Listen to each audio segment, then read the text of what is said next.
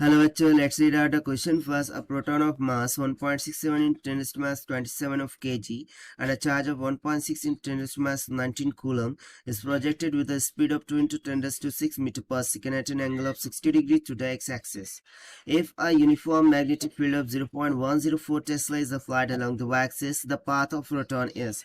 So यहाँ पर देखिए बेसिकली क्या हो रखा है कि एक प्रोटॉन है, उसका मास दे रखा है, उसका अपराध दे रखा है, उसकी स्पीड दे रखा है, उसे छोड़ा जाता है at 60 degree angle with the X axis in a uniform magnetic field. उसका मान भी दे रखा है और वो बाय डायरेक्शन में। सो हमें पाथ ऑफ द प्रोटॉन बताना है।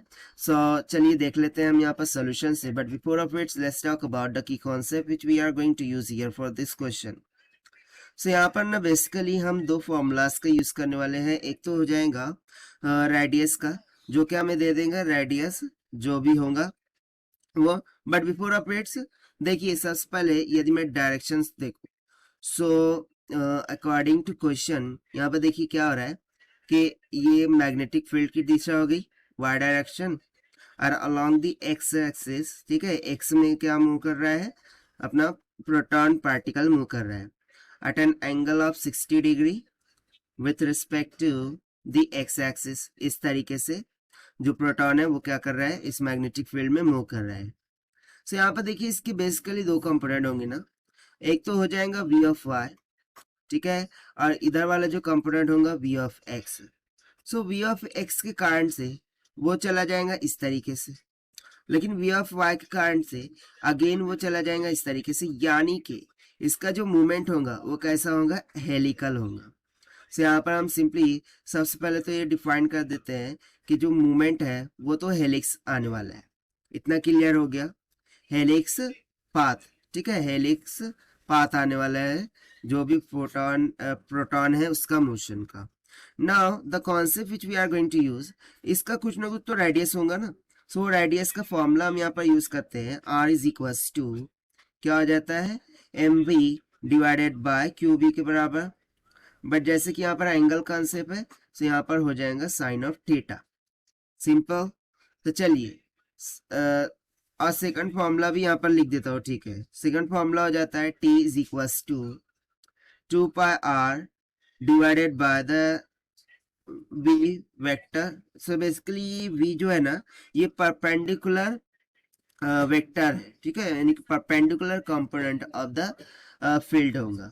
तो चलिए हम देख लेते हैं फाइनल यहाँ से। तो सबसे पहले ना रेडियस कैलकुलेट करते हैं, जो कि होता है m v sine of theta divided में क्यू बी।